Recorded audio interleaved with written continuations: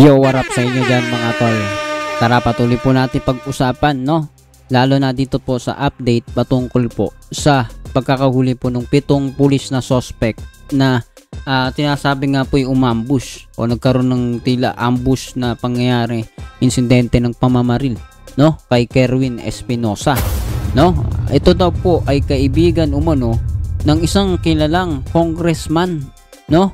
At yan po yung mga revelasyon po dito sa pag-uusapan po natin, no, kung bakit napakahalaga nito, especially sa politika ng ating bansa, at para na rin po dun sa awareness ng mga tao na tila sumusuporta pa rin patuloy kahit na hindi na makatwiran ang mga pinaglalaban po ng kanilang mga iniidolo, pagiging panatiko po nila ng mga politiko, no? Yan po ang ating pag-uusapan sa video po na ito. Kung hindi ka pa nakasubscribe, please do not forget to hit the subscribe button and notification bell para updated ka palagi sa mga video nating parating. Tara, umpisa na natin to.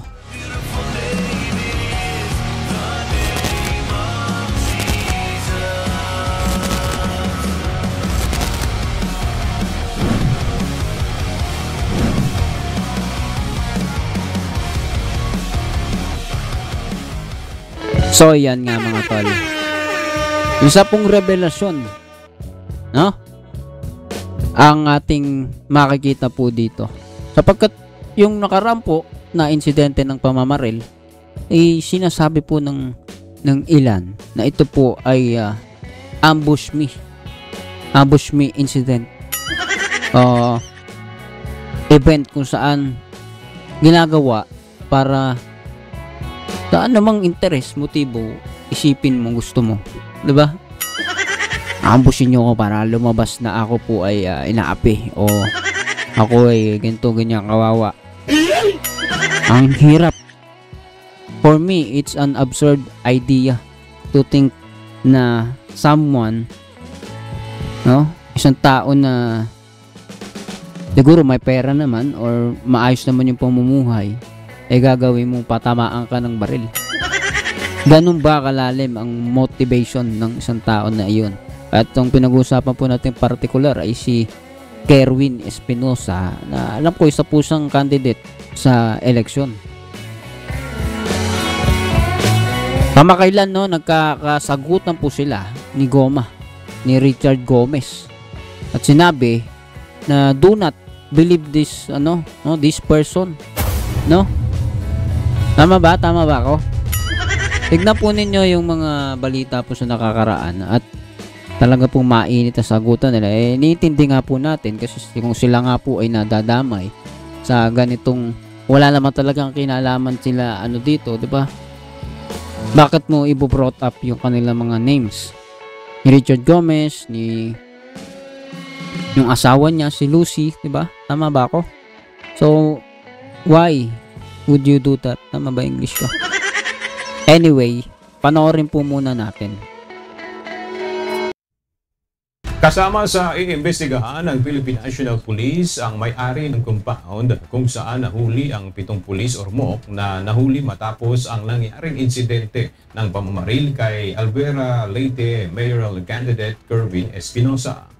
Ayon kay PNP spokesperson, Police Colonel Randolph Tuanyo, halos nasa 15 minuto lang mula sa gym ang layo ng naturang compound kung saan nagtago ang mga pulis.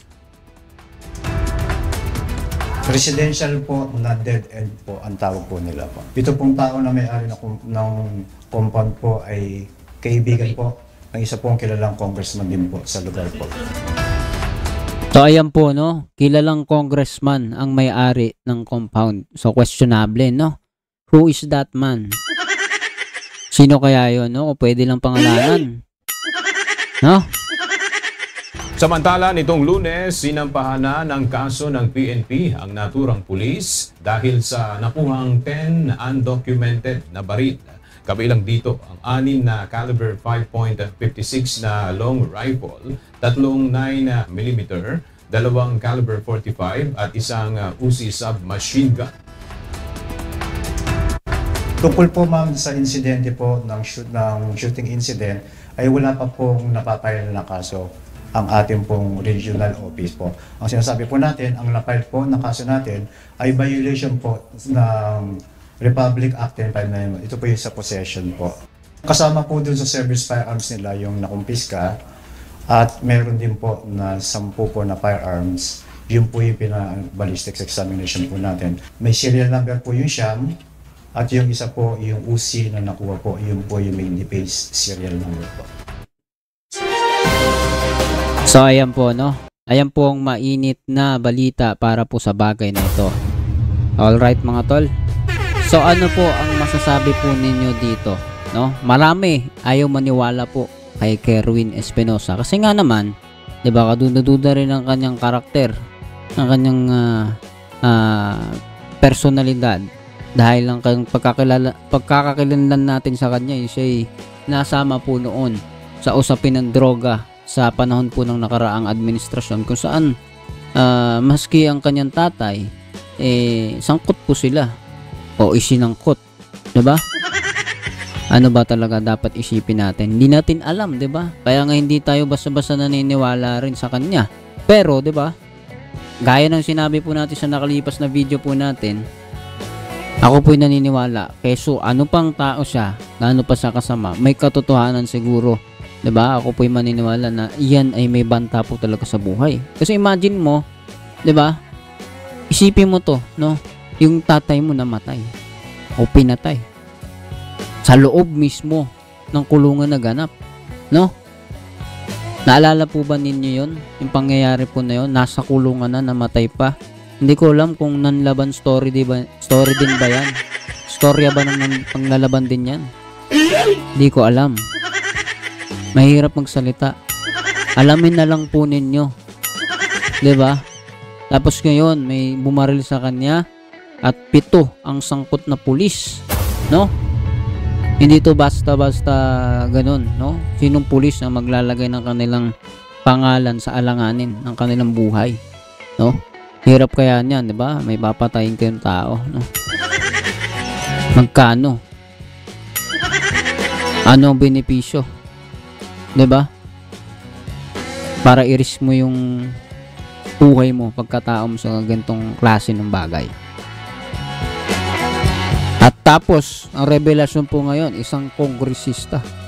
Ang kilala siya, hindi siya yung basta kongresista lang, isang kilalang kongresista, ang owner